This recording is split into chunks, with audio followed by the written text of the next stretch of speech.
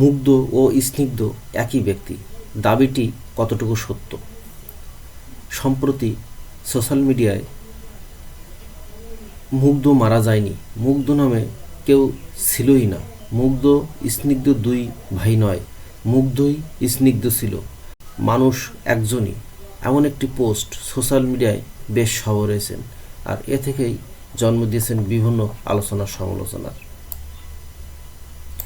হঠাৎ করেই আলোচনায় শহীদ মুগ্ধ, আর এই আলোচনার শুরুটা হয় মুগ্ধকে নিয়ে ফেসবুকের কিছু পোস্টকে কেন্দ্র করে। যে পোস্টগুলোতে দাবি করা হয় মুগ্ধ মারা যায়নি, মুগ্ধ নামে কেউই নাকি ছিলেনই না, এমনকি মুগ্ধ স্নিগ্ধ দুই ভাই নয়, মুগ্ধ স্নিগ্ধ ছিল, মানুষ একজনই। বৈষম্য বিরোধী ছাত্র আন্দোলনের অন্যতম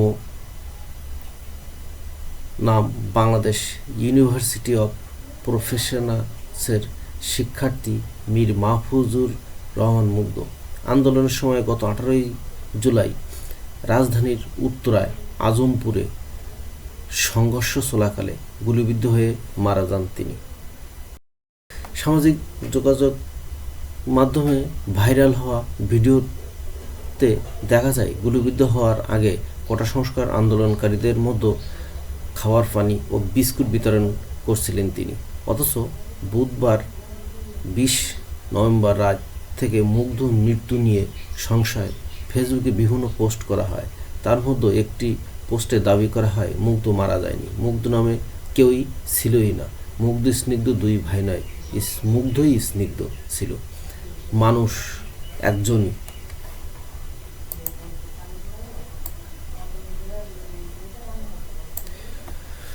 মুগ্ধের মৃত্যুর সত্যতা নিয়ে সন্দেহ পোষণ করে সাপোর্টার্স অব বাংলাদেশ আওয়ামী লীগের নামে একটি গ্রুপে পোস্ট লেখা হয়, মুগ্ধর ডেড বডির ছবি কেউ দেখে নাই, মুগ্ধর পোস্টমর্টেম রিপোর্ট, জানাজা কবর কই? তবে এর জবাব দিতে ছাড়েনি জুলাই আগস্ট আন্দোলনের সমর্থকরা।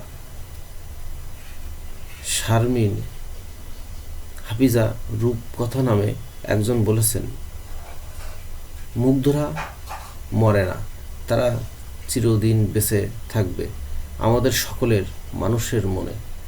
তাদের এই আত্মত্যাগ যুগ যুগ ধরে সবাই মনে রাখবেন। আল্লাহ মুগ্ধকে বেহেশতের উচ্চতর শিখরে পৌঁছে দিক। তবে ফ্যাক্ট চেকিং বা তথ্য যাচাইকারী প্রতিষ্ঠান হিসাবে আন্তর্জাতিক স্বীকৃতি পাওয়া রিউমার স্ক্যানার বাংলাদেশের নিশ্চিত করেছে মুগ্ধ ও স্নিগ্ধ পৃথক দুই ব্যক্তি, তারা দুজন যমজ ভাই।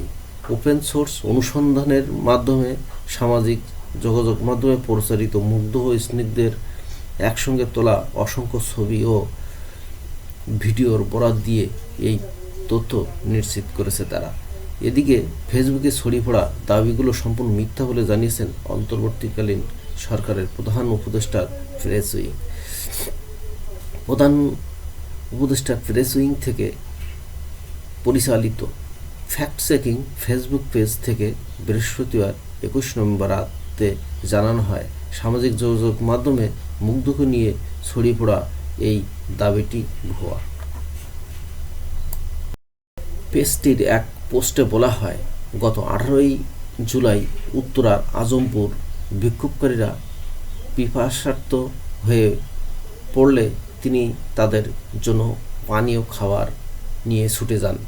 পোস্টে আরও বলা হয়, মৃত্যুর 15 মিনিট আগেই ধারণ করা একটি ভিডিওতে দেখা যায় তিনি মুগ্ধ বিক্ষোভকারীদের পানির বোতল ও বিস্কুট বিতরণ করছেন। বিকাল 5টার দিকে উত্তরা আজমপুর মোড়ে রাস্তার পাশে থাকা অবস্থায় তাকে গুলি করা হয়।